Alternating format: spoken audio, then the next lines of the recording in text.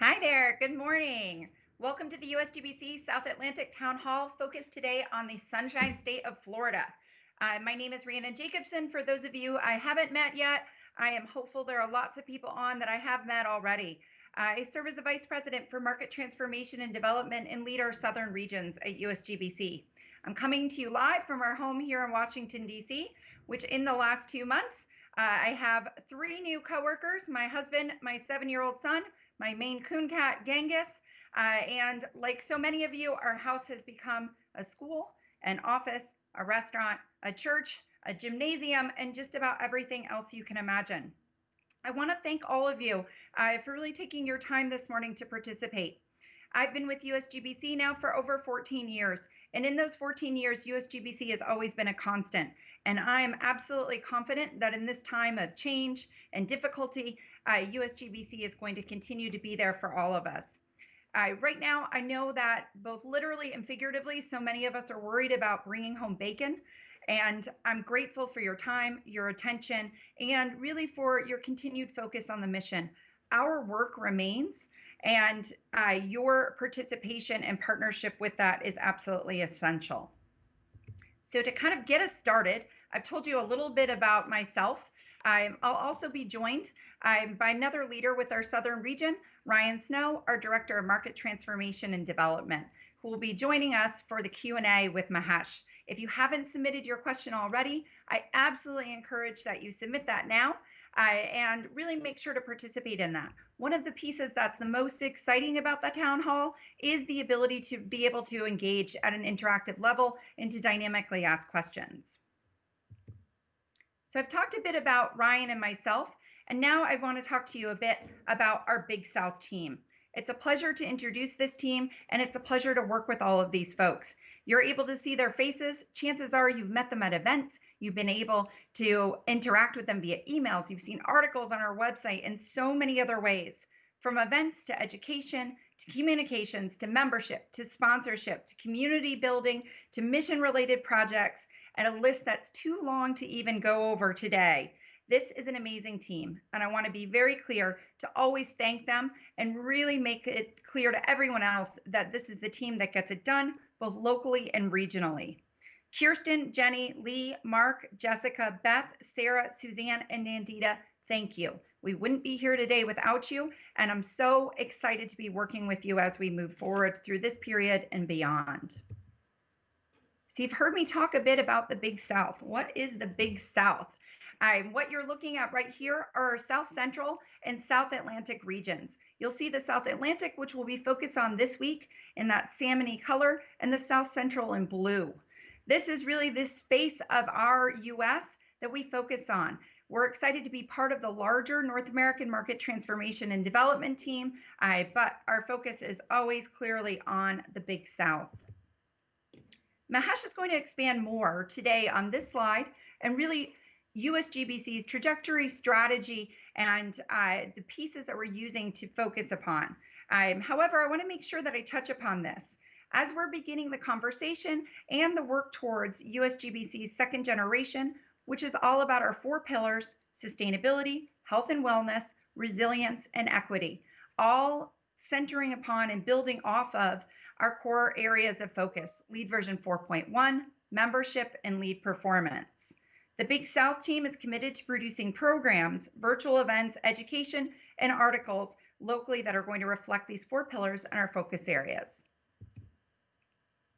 Now, for a little bit of a report card, and I think this is essential, and really to kind of frame where we're coming from in the Big South and in the South Atlantic and within the South Central. I always think that it's really important to show you how we've done. And so I'm going to walk you through some of the areas in which we really gauge and I would say kind of rate ourselves, if you will. And I'm hopeful that you'll see some exciting pieces about this. Now, it's essential to understand the Big South and all of our market transformation team, we are all about people. We happen to be an organization that works on projects. However, projects exist for people. So I want to start the conversation really talking about how we're engaging within communities and with people themselves. Our team itself is committed to engaging and building those local communities and markets. We do this through education, celebration, and inspiration. We feel that strongly that the area of engagement is critical. whether it be through events, presentations, volunteer projects. An engaged community is a healthy and thriving one. So with that in mind, I want to take you through some numbers related to 2019. Now, of course, you'll see some of these are about events, and events have previously been defined as in person. However, we'll also be talking today about how we've shifted to make sure that we're able to still give you those same engagement opportunities, even in a space in which we're limited to virtual offerings. So for 2019, we are talking about in person, but we'll also touch upon our virtual opportunities. So in 2019, how many of you did we see and where, and what types of opportunities were there? We saw just under 14,000 events at our hosted events.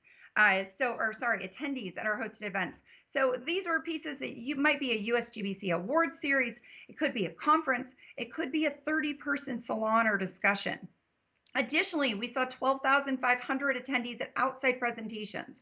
So what does that mean, outside? Are we actually outdoors? No, but we might be at somebody else's conference. We might be participating in another event or offering.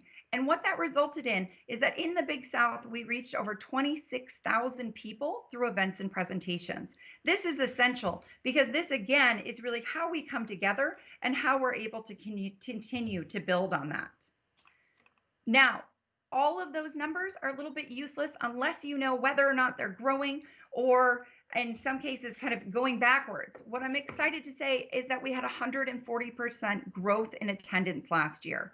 So when we think about the kind of trajectory, the ability to go forward, we're seeing that. We're growing our communities, we're reaching more people, we're able to talk to more of you to learn about what you're doing, what the opportunities are, where we need to go to continue to grow.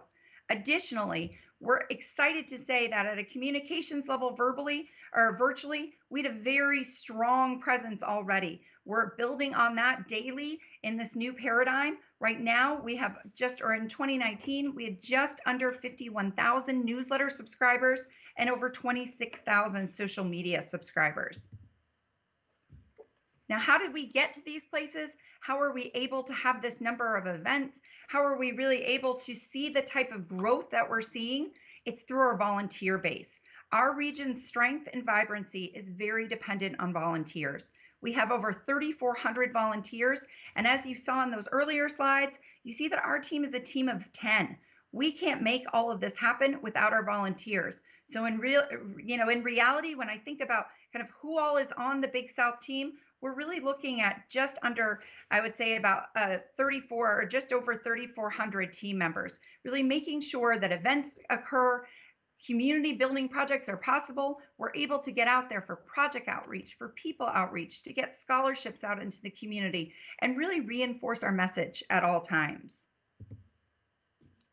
Now, when we talk about things like scholarships in the community, I think that it's essential, and I think we can all agree that one of those pieces is to make sure that we're able to create inroads for people to participate with our work that might not be able to otherwise. Last year and all years really before that, for at least 10, we have been offering Greenbuild scholarships. We're proud to report that 65% of our Greenbuild scholarship recipients in 2019 were from our southern regions. Why is this important to us? It's important to us because it means that the message that we're getting out is not just getting to the choir that we already know, it's getting to new people. They're excited about the work that we're doing, and they're following through by really applying for and making sure that they can participate in something like Greenbuild, which for many of you, myself included, can really be that transformative moment in which green building becomes that industry in which you're going to be dedicated to and committed with. Now, what you're going to see on this slide, it doesn't look pretty, but I actually think that in some ways, and it looks like it actually got corrected, which is a last minute correction. For any of you have kind of sweated in the early minutes of an online presentation and realized there might be a formatting break, there was one approximately 10 minutes ago on this. But I'm excited to say that we were able to move and to fix it quickly. When you look at this slide and we talk about things like volunteers, the number of people coming to events, the number of people participating in online convenings, it's important to note that we have an incredibly strong membership base here in the Big South, with just under 14 individual members and over 2,400 organizational members representing hundreds of thousands of employees. across our regions. I want to take a moment, really make sure to say thank you. Thank you to everyone who's participated as a member previously. Thank you for staying with us as a member now. This is an essential time for us all to really be able to build and make our community even larger. Moving from there, so we've talked about the people piece of it and the engagement items and kind of strategies that are all a part of this. Now let's talk about some of those projects. So many of you are here today to learn about LEAD, to learn about the future of LEAD, where we're going. And to learn about the future and where we're going, I think it's important for you to know where we were and kind of where we closed out 2019. In 2019, in our southern regions, so just to refresh, that's Maryland all the way through Texas, we had 821 registered LEAD projects. We had a very similar number on certified projects with 739, and this affected over 133 million LEED certified square feet. Now, when we talk about that certified square feet and we talk about the fact that projects are for people, that means that we were able to affect likely tens of millions of people through these projects, really making sure that the places they live, work, and play are able to be healthy, happy, and create that sense of hope and optimism. Looking at this next slide that's coming up, it is worth noting, I am a competitive person. So I love it when things like the top 10 states for LEED Green Building come out. And what we saw this year was not a disappointment when we were looking at the South Atlantic. We have 3 entries in here with 2 states, Maryland and Virginia, and then the District of Columbia within this top 10 list. Now, would I like it if this list included even more from the South? I would. I'm looking at you, Florida, today. I'm challenging you. There is incredible work happening in the state of Florida, and it's really your time to make sure that you get into this top 10 list for 2020. All right, moving from there. Again, when we think about the ways in which people, projects are participating with USGBC in our southern regions, one of the other areas that I think is essential to look at is the amount of activity we've had in our Lead for Cities and Communities program. We're going to talk a little bit about the numbers that Florida itself has, which are incredibly strong. But one of the ways we've been able to get that program out there is through funding from the Bank of America Charitable Foundation. I'm excited to say that in 2019, 30% of the Bank of America Lead for Cities recipients were from the southern regions. Our numbers are even stronger in 2020. And Florida, overall, you have really been able to participate in this program strongly. Looking at Florida itself, and really let's start to talk about some of those numbers. Florida, you are going to see some incredible strength of numbers. So when we think about those overall regional numbers for 1 year, here in Florida, you've got just under 3,800 registered and certified LEED commercial projects. You've got 55,000 plus registered and certified LEED residential units. You've got 22 registered and certified LEED for cities and communities. And I want to really put an impact on that number 22. There are approximately 150 registered and certified LEED for cities and communities projects worldwide. For LEED professionals, you're close to 10,000. Mahesh is going to tell you later he really wants to see that number climb over 10,000 this year, so let's please make it happen. You've got 229 individual community members, and then just under 400 USGBC company members based in Florida. And then attendees wise, so when we looked at those big numbers earlier, how many of you are engaging in Florida? You've got over 3,200 attendees at events in 2019, and then year to date, just under 1,100 attendees in 2020. What is essential and what is really exciting to point out in this is 676 of that 1,100 are since COVID-19. So what this shows is that there's still very much a need and interest and really a desire for content, for programming, for engagement, and again, to be able to forward that mission that we all care so much about. So looking at volunteers in Florida, Florida is no exception. It has an amazing bench of volunteers that are really able to move Florida farther. You're looking right now at the Florida Market Leadership Advisory Board. We are incredibly grateful to this spectacular lineup of leaders who are able to make sure that USGBC Florida is able to move the local community forward. I want to give a special shout out to Sarah Boren, who's our Director of Market Transformation and Development for the state of Florida. She does an incredible work, both working with the volunteers, the community, everyone from cities to counties, and we wouldn't be where we are today without her work. In addition to that Market Leadership Advisory Board, Florida has over 100 additional volunteer leaders representing 12 local markets. And that's right, 12 markets. It's a big state with a lot happening, a ton of volunteers, and a huge amount of opportunity. So overall, we've been able to pull out a couple of examples that we really want to kind of share with you this morning to show how USGBC Florida affects deep and long-lasting change. So when we're looking at this through policy and advocacy, it's important to note that USGBC Florida is currently helping 3 Florida cities develop or gain support for energy benchmarking and green building incentives. And that overall, there are over 70 plus lead ordinances for cities within the state of Florida. Through community engagement, you'll see in that middle box, you're going to see that USGBC Florida, our Florida volunteers have been able to direct change, like the featured project in which they were able to work with an affordable housing nonprofit to ensure that the Paramore Homes development was able to be built in a more energy and water efficient opportunity.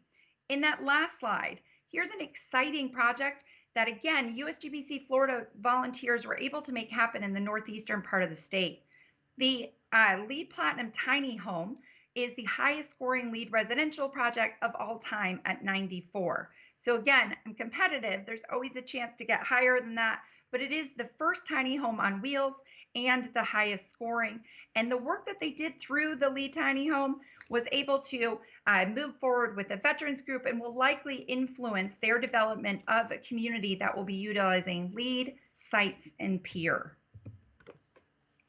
So then looking at all of that work, it is impossible not to mention and to be grateful for the sponsors that really make it possible in Florida. There are 2 components to a lot of the work that we do, and oftentimes it is through the financial support of sponsors like the companies you see on the screen, the volunteerism of individuals that oftentimes are also connected to these companies. So thank you very much for that support. We couldn't be more grateful. Now on to what's coming up in USGBC Florida and really how you can participate. This is a slide with a ton of words on it. I am not going to read all of these. But in thinking about this, we thought at first we could give you 1, we could give you 2. But what we wanted to show you is that there is a lot to participate in. USGBC Florida strives to offer 1 to 2 events a week with diverse content. I'm not going to read all of these, but I am going to highlight a couple. You'll see on May 20th, there's a Financing Sustainable and Resilient Buildings program being offered, and then a Green Social later in the month, and of course the USGBC Equity Summit on May 28th. Please participate in some, all, and even more events that you can find. In these times, it is absolutely necessary to keep educating, to keep celebrating, and to keep inspiring, and really to be able to engage with one another. I've been surprised by how much virtual can really create an opportunity for that same type of engagement that we like in person. It's not the same thing, but it's still something. Now, our technical workshops. Part of the town hall series is that we want to bring to you, I would say, that celebration and that inspiration that Mahesh is going to provide in his address. We want to also make sure that we're able to give you education opportunities. So what you'll see is this week we're offering 4 LEED and ARC technical workshops. We're going to have LEED version 4.1, the next evolution. And really, in a lot of ways, this is going to be focused on new construction on May 12th. So that will be tomorrow. On May 13th, we'll offer a LEED in existing buildings workshop. And then on May 14th, we'll offer a LEED Zero Energy and LEED Zero Carbon. And then on May 15th, we'll offer the ARC Performance Pro Level 1. David Wittek, our COO of ARC, is going to join us in a few minutes to tell you more about that. I absolutely encourage you to participate in one of these workshops. Join us for all of them if you can. Again, this is that way to become educated and really to be able to track those changes as they're moving. And lastly, in terms of sponsor support, I want to make a really big thank you to Energy Cost Solutions Group. Jason, if you're on this morning, I hope you are. I want you to know how grateful we are for all of your support. Again, it is so difficult in this time to be thinking about the organizations, the people, the programs that you're going to invest in and that you're going to be able to spend your time with. And we are so grateful to Energy Cost Solutions Group for making sure that USGBC remains one of those for your company. So thank you, Jason. And then lastly, it is my pleasure to be able to turn our screen over to our Chief Operating Officer of ARC SCORU, David Wittick, who has been able to present our town hall today for Florida and for all of the South Atlantic. So to my friend and colleague, Dave, try to do better than me. Thanks, Rhiannon. At least you didn't call me ex co-worker this time. So I was going to, but thank you. I appreciate the opportunity to speak with everybody today. I know it's unusual circumstances, but I really appreciate the time that you're giving us this morning. And I'm going to share a little bit about what ARC's been up to and hopefully how it fits into what you can do on a day-to-day basis. ARC's really a technology platform which is focused on the performance of your building. It picks up where LEED is traditionally left off. It's where LEED measures your intent, measures your design, the construction of your building. ARC really picks up where your performance comes in.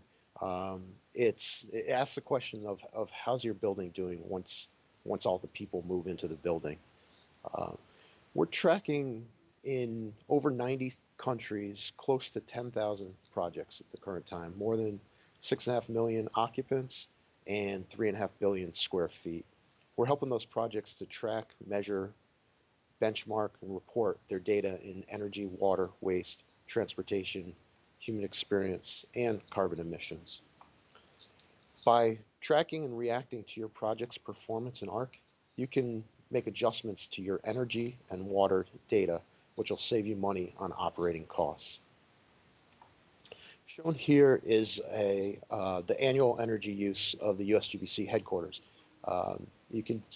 What we're doing now is tracking near real time with ARC, which allows our facilities team to react quickly to any changes in pattern use. You'll see the bottom chart is 2011. That's our baseline year. We have over 1 million kilowatt hours used that year. And then at the top is 2019, which has just over 425,000 kilowatt hours. So we've been able to shave off nearly 600,000 kilowatt hours, which represents about $80,000 in actual savings in real dollars. And that's a every year, not a one-time savings. We have ARC set up to meet you where you are. It's important for us to have an entry point for every project to join us, and we think we have a suite of offerings now that allows that to happen. We launched at the end of last year ARC for All, and what that means is every project everywhere can use ARC at no cost. All a project has to do is enter their data into ARC, and you'll see your performance score. It's that easy. So if you have LEED and non-LEED buildings in your portfolio, you can bring them all into ARC to manage and compare in one place. Your data management and your reporting requirements become centralized and easier to track. We also recognize not everybody can achieve LEED certification right away. We want to help those projects get started on their sustainability journey and on an incremental path towards LEED certification. For that, we've introduced category level performance certificates. If you're interested in your energy rating, just enter that data and we'll give you a energy category performance score and a energy category certificate.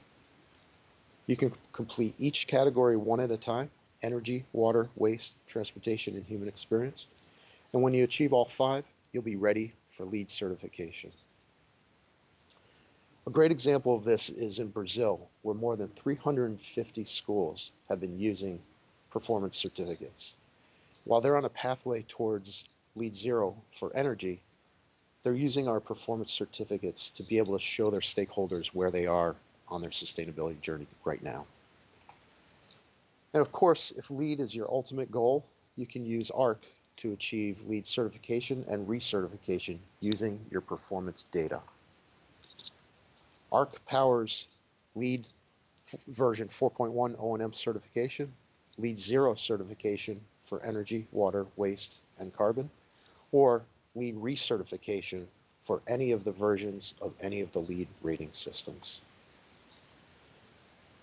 Now, LEED's got certain requirements that need to be maintained within ARC, but it's really important just to get started with what you have now. Most people have energy and water data available to them now, especially if you're using Energy Star's Portfolio Manager. That could be automatically connected to ARC to eliminate any manual entry that might be required. But to meet LEED requirements, in addition to those 12 months of energy and water data, we do need one measurement of a building waste audit, a transportation survey, occupant satisfaction survey, and a measurement of your indoor air quality. To assist with better understanding ARC and the importance of performance measurement in general, we've created a number of Performance Pro trainings. All can be taken on demand and will earn you a completion certificate as well as GBCI CE credits. As Rhiannon mentioned, this Friday at 1 o'clock, there is a Performance Pro training being given. So feel free to sign up for that. I'm sure Rhiannon can get you the link, or it's on the ARC website as well. And then starting this week, in fact, today, we're releasing ARC Essentials. This is a new offering which provides tools and features and reports for advanced users to get even more insight into their projects. It includes the ability to look at strategies used by LEED new construction projects in your area to assist you with your design planning. It allows you to model your score changes based on changes in your performance. And you'll be able to create detailed reports for your projects, which can be customized and exported for your use. Now, we believe that performance is the future of green building, and we established the ARC Performance Platform to help people design, build, and operate buildings and spaces that benefit both people and the environment. We'll be holding webinars on May 27th, 28th, and June 4th with guest speakers who are all portfolio owners in ARC who will share their experiences. I'd invite you to join us at one of those, but please get started with ARC today. Thank you for your time. And with that, I'm happy to introduce the USGBC and GBCI President and CEO, Mahesh Ramanujam. Good morning, Mahesh.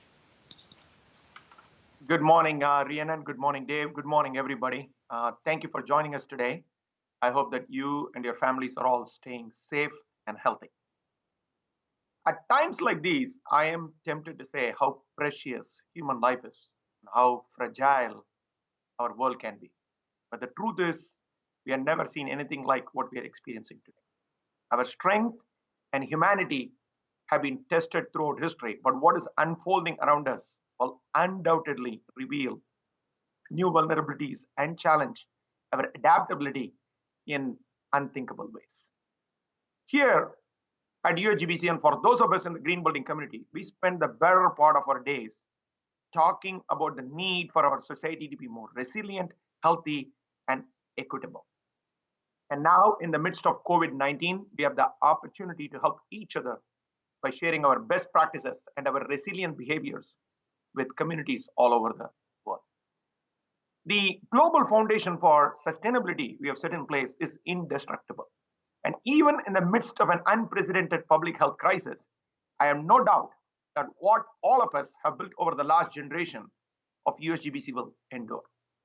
Our work and our mission have not stopped. In fact, they are more important now than ever before. We have the opportunity to gather under the common banner of humanity and champion a better quality of life for millions of people around the world. So I find comfort in knowing that we will emerge a stronger community in the months and weeks ahead. And I'm so grateful to be a part of this community and that you've taken the time to join us today to discuss how we can move forward together. On behalf of everyone at USGBC, I would also like to take this time to thank our healthcare workers, emergency responders, grocery store employees, and all other essential workers who are working day in and day out to protect their communities and us. At USGBC, we believe the greatest investment we can make is in each other. That's why we are an inclusive and diverse family of green builders from across the globe. We are real estate leaders, developers, contractors, architects, engineers, educators, innovators, and companies all working together to build healthy, efficient, and equitable communities for all. Especially in times like these, I am so honored to be a part of this community of leaders. So thank you for everything you have done. Your work has fueled us over the first generation of USGBC, and I'm proud of what we have been able to accomplish together, and I'm excited and optimistic for what we will build next. And thank you to USGBC members who are on the front lines and helping others to get through the impact of the COVID-19 outbreak. We have been sharing their stories on our website. Please visit usgbc.org to know more about what they are doing for their communities. Now, here in Florida, Rhiannon kind of touched on a couple of these stats, but I would like to go a little bit specific here. In Florida, we have 399 member organizations, including Carrier, who is a platinum member, and gold level members NV5, TLC Engineering Solutions, and EXP, who have all been members since 2001, as well as QEP, Co Incorporated, Everglades University, and Valley Forge Fabrics. I hope you know that membership is absolutely vital to our work. Members fund everything that we do and everything that I'll be talking about today. Without you, none of this work would be possible. You are investing in the future of green building with us. And together, we are building a sustainable future for all. So thank you for your continued support and contributions. And as we think about our work, and as we think about our future, the baseline of that future, as you know, is LEED. I wanted to give you all a quick update on how far we have come over our first generation and where we are headed with LEED in the future. 20 years ago, when we created LEED, we created a universally agreed upon holistic system for reducing environmental impact and producing quality indoor environment, always with the goal of reducing carbon emissions, addressing climate related risk, and improving the occupants' health and well-being. And today, green building has grown into $1 trillion industry, and LEED has become the most widely used green building program in the world. It is a full-scale global movement. Here are just a few milestones we have hit. 102,000 registered and certified LEED commercial projects, and growing. 2 million plus registered and certified residential units. Projects in 178 countries and territories. And 205,000 plus LEED APs developing, contributing, and implementing the LEED rating system across the world. Think about those numbers. Each of you has contributed to that legacy. You have helped improve your community through each project, each building, each credential. And you have helped ensure that LEED is not just a de facto leadership standard, but also a living standard. Because of the work you are doing, people know that if they are in a LEED certified building, they are using less energy, less water, avoiding waste from landfills, saving on maintenance costs, improving indoor air quality, offering comfort to their occupants, and creating less environmental burden in their community. And most importantly, they are in a building that enhances their health and wellness. So here in Florida, you're contributing towards these incredible numbers I just mentioned. You have hit 5,589 registered and certified LEED projects, totaling 474 million total square feet of space. And there are 9,609 LEED professionals directing this work across the state. This includes my favorite building, the LEED version 4 Platinum certified Carrier Center for Intelligent Buildings, the global headquarters for Carrier. The Carrier Center for Intelligent Buildings is a first of its kind technology, innovation, and collaboration center showcasing Carrier products and integrated systems. And let's not forget that none of this progress would be possible without education and our credentialed stakeholders. Credentials provide a means of becoming not just a participant in this field, but a leader. I especially want to call out the leadership of our LEED fellows in Florida. The LEED fellow is the most prestigious distinction awarded by GBCI and recognizes outstanding lead APs who have demonstrated exceptional impact with lead. I would like to thank Joseph Snyder of Principal Integrative Sustainability Solutions, Jonathan Burgess of the Spinnaker Group, Michael Hess of Future Ready City of Orlando, Michelle Delora of Shen Schutz, hopefully I said it right, Douglas Brinkley of Brinkley Architects, Jefferson Thomas of Hard Rock Hotels, Bahar Armagani of the University of Florida, Lindsay Perez at DLR Group, Mark Gelfo and Ashley Brian Lomel of TLC Engineering, and Robbie Dowsey of EcoBuild Strategies for their tremendous leadership. And last, but certainly not least, I would like to recognize Sai Perlino for his tremendous leadership in the community. Years ago, Sai had his own construction firm, and it was through his work there that he had learned about lead and liked it so much that he started to not only implement it, but encouraged others to use lead as well. Eventually, Sai retired and created the Sperlino Foundation in 1987 and has since given hundreds of thousands of dollars to nonprofit capital projects to pursue LEED certification. Sai, on behalf of all of us at USGBC, we thank you for your leaders, for your years of leadership, and for being a tremendous advocate of LEED and partner of USGBC. If the first generation of LEED was about connecting the dots between awareness and adoption, about educating people on the impact of this work, then the second generation must be about accelerating adoption. And doing so through new metrics, new credits, new incentives, new goals, and new ways of implementing LEED at a time when the world needs it most. In our latest version, LEED version 4.1, we have not only raised our energy reference standard, but also added a carbon metric to the rating system for new and existing buildings. This way, we can directly measure the impact buildings are having on the climate, as dictated by efficiency, on-site storage, generation, and the grid which it is a part of. We have also made improvements to the renewable energy credit. So buildings are incentivized to invest in the kind of clean energy technology that lowers emissions even further. And in LEED version 4.1, we are asking project teams to understand the embodied carbon in their material selection. This way, they can use the whole building lifecycle assessments and tools like environmental product disclosures to weigh options for building design and material selection with lower carbon impact.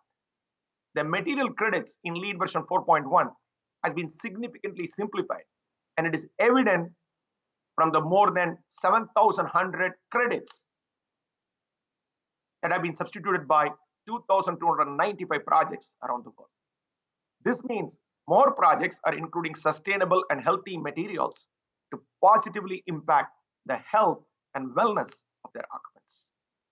Additionally, the construction and demolition waste management credit rewards teams for reducing the amount of construction they are doing and the amount of demolition materials that they are going. According to the Ellen MacArthur Foundation, 10 to 15% of materials are wasted during the construction process. So this is a real opportunity to reduce embodied carbon by recycling and sorting these material streams. Adding carbon as a metric to everything we do sets the foundation upon which all new and existing buildings, eventually communities and cities, can assess their current carbon footprint and begin mitigation. And projects in Florida are already implementing LEED version 4.1. I would like to take this moment to highlight some of the great work taking place across the state, like University of Miami School of Business, which certified to LEED version 4.1 operations and maintenance gold. One of the most visited buildings on the university's campus, Miami U, decided to make waste reduction a priority, and with much success. An average of 60% of the waste generated in the building is sent to recycling, recovery, or reuse. Student and faculty participated in a waste audit that resulted in discovering the 60% diversion rate. The project was also completed in just 6 months. Or University of Florida's La Crosse locker room facility. who achieved LEED version 4.1 operations and maintenance gold certification. The project was also the first LEED lab in Florida. For those of you who are not familiar with LEED Lab is a course offered at several universities around the world where students participate in the entire LEED O&M process, choosing one building on their campus that they work toward certifying. The students at UF facilitated the full certification timeline, took responsibility for leading the documentation efforts, and submitted project to GBCI for review. So we applaud the students and the teams who worked on these projects for their extraordinary work. As Dave mentioned earlier, we have fully integrated ARC into LEED version 4.1, making LEED the first green building performance standard in the world. Through this integration, we are helping project teams to ensure their design, construction, and operational strategies are driving the expected performance outcomes for the project. We want all LEED projects to continue to demonstrate leadership long after they are constructed and occupied. Through our new recertification guidance, any LEED project, old or new, can recertify using 12 months of performance data. Over 490 projects have already recertified using this new guidance, and we expect this number to grow rapidly in the future. Again, this recertification is also powered by ARC. If we are going to move the needle to tackle climate change, we only have one choice: to set our sights at zero. We believe net zero is a powerful target that will move the entire industry forward to a regenerative future. This is where our leaders are going. With 17 certifications already achieved, LEED projects are transitioning to net zero milestones, and I believe yours can too. Yes, zero carbon emissions, but also net zero energy use, net zero water use, and net zero waste.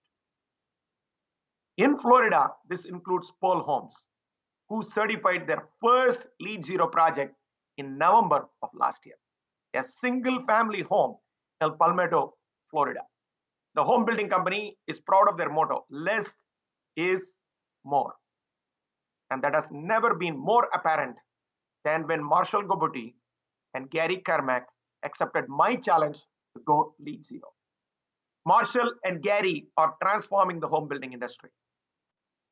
Imagine if every home that we build had the starting point. Imagine that.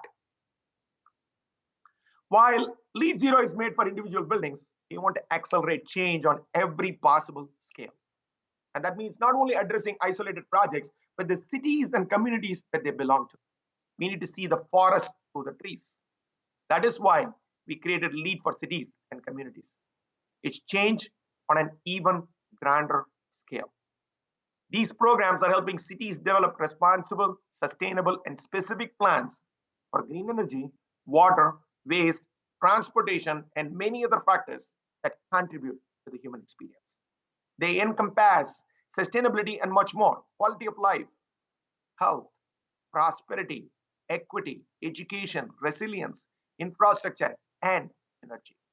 They are designed to support continuous progress towards developing better communities and cities, because better communities equal better lives. More than 100 cities and communities around the world, including 10 cities or counties in Florida alone, are registering and certifying with us. In total, these places cover more than 53 million people. I'm also excited to share that thanks to a grant from Bank of America, 6 Florida cities and counties will be receiving funding to pursue certification. This includes Miami Beach, Miami-Dade County, Orange County, Palm Beach County, Sarasota, and Tampa.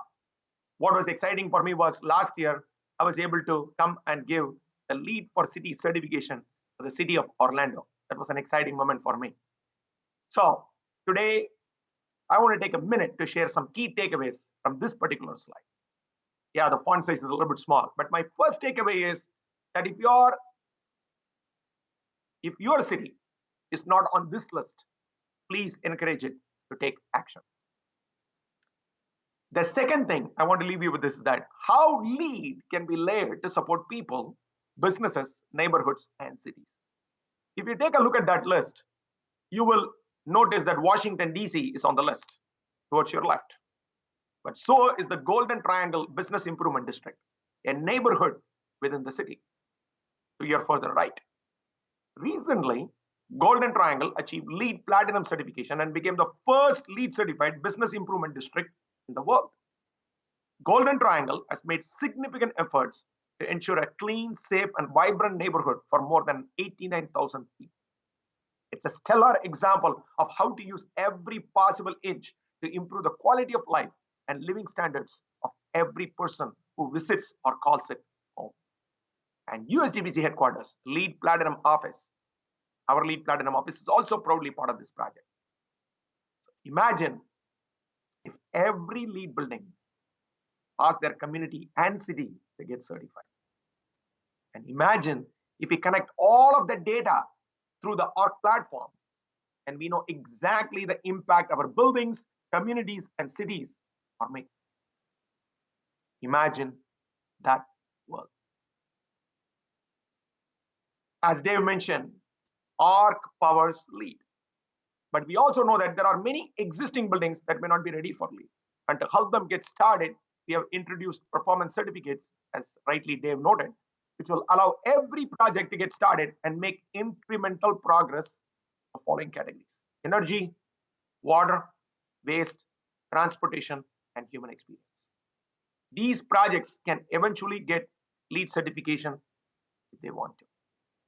So we now have more than 9,700 projects in ARC, and close to 400 projects have obtained their energy performance certificates, allowing us to jumpstart the much needed progress on our existing buildings. Now, all of these efforts, from ARC to LEED Zero, are part of our vision to ensure that the next phase of USGBC's efforts will be LEED positive, where buildings are actually generating more energy than they use and removing more carbon than they produce. And the way to get there may not always be direct. It'll require incremental steps, from a project being tracked in ARC to a certified building to LEED to a LEED Zero building and beyond. The aspirational goal that I've set for USGBC is that we will require all LEED new construction projects to achieve LEED positive starting in 2025, and all existing buildings to be LEED positive by 2050. In the years ahead, LEED buildings must not just do less harm than traditional construction. Instead, they should be carbon positive and truly regenerative. They should generate more energy than they consume, save more water than they use, remove more carbon than they produce, and have a positive impact on the physical, mental, and social health of its occupants. In short, LEED buildings need to give back to communities more than they take from them. We need to reimagine how to grow and scale our projects so that in meeting this new demand, we create better, more inclusive spaces. And that will be achieved by all of us together.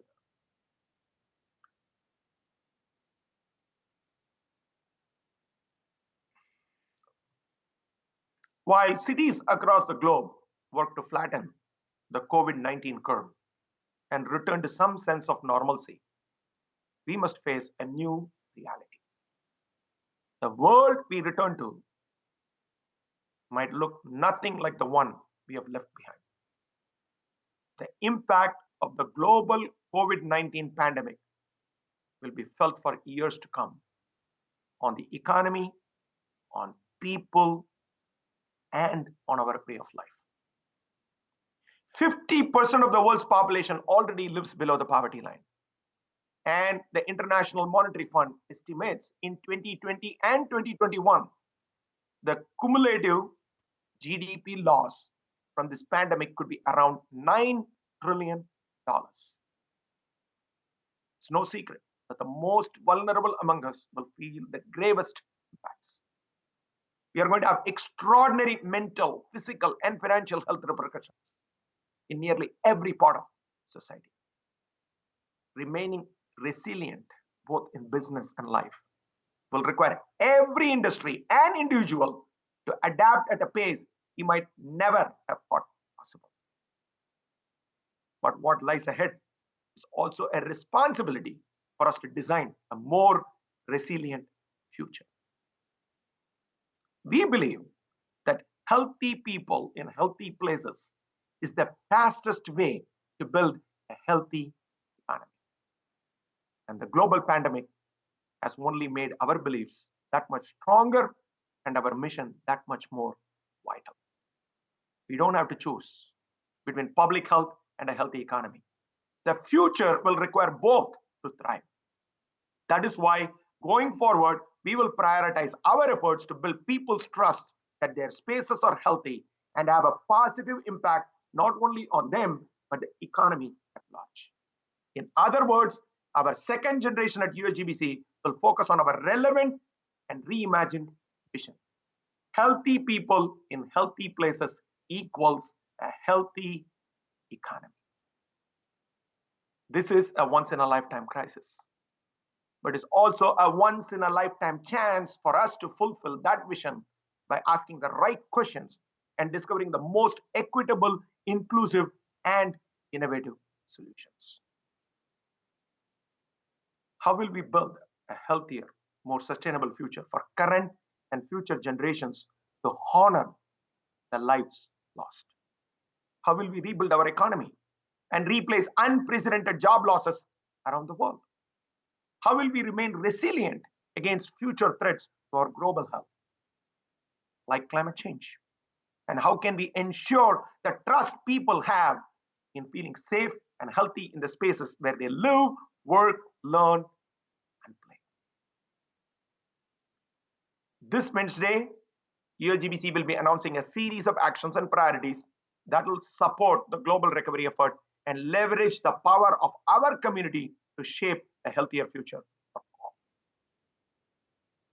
GBCI will amend its lead review process immediately to incorporate the lessons learned over the last 2 months from COVID-19. In doing this, we can provide unequivocal support to all projects and ensure that those that are currently undergoing lead certification can dynamically transition and make their spaces healthier. We will publish a series of reports offering specific guidance on best practices to help project teams assist their occupants as they re-enter their spaces. We will establish LEED version 4.1 regional working groups in the United States and around the world to provide recommendations to the LEED steering committee and our technical advisory groups. We'll also launch a call for proposals and organize an event in June to hear perspectives from the broader market on how LEED can better evolve to deliver on the new reality we're all facing. Along with our partners, ULSPAT, Ecomedis, Giga, Mindful Materials, and many other partners will continue improving the Better Materials platform that we announced at Greenville last year to curate and highlight products and materials to project teams to improve their occupant health, wellness, and confidence. We'll make a series of upgrades to LEED version 4.1 that will be made available to project teams in August this year. And on an emergency basis, we will release LEED pilot credits to support social distancing, non-toxic surface cleaning, air quality, and infection monitoring. We will use ARC's Human Experience Performance Certification to deliver a workplace re-entry or a healthy space report or certification for spaces to monitor and improve their occupant satisfaction, comfort, and confidence. And importantly, if you all remember at Greenville 19, we announced our intent to launch the USGBC Equity Program. We will accelerate the implementation of this program in order to help our stakeholders address the social, health, and economic disparities within their communities. So please, if you are not already registered, please register for this event at our USGBC website, and our team will be happy to share the link. This event is planned for May 28th and May 29th. And we are going to accelerate on all fronts for social equity, because we don't just want a sustainable world, but we also want an equitable world. For more than 25 years, we have worked together to build USGBC, GBCI, and lead into the extraordinary entities there. We have spent the better part of our days talking about the need for our society to be more resilient, to be more sustainable, resilient, healthy, and equitable. And now we enter the second generation of USGBC. And as COVID-19 continues to change our way of life, we have the opportunity to help each other by sharing our best practices and resilient behaviors with vulnerable communities around the world. We can rely on each other and on these foundations to help us recalibrate and recover from this crisis. But to be able to effectively initiate that recovery, we must refine lead strategies to clearly communicate the economic, health, and environmental benefits of a project to its occupants and the community to which it belongs. So, healthy people in healthy places equals a healthy economy. This is our new, timely, relevant, and necessary vision. We hope you will join us in making it a reality. Thank you.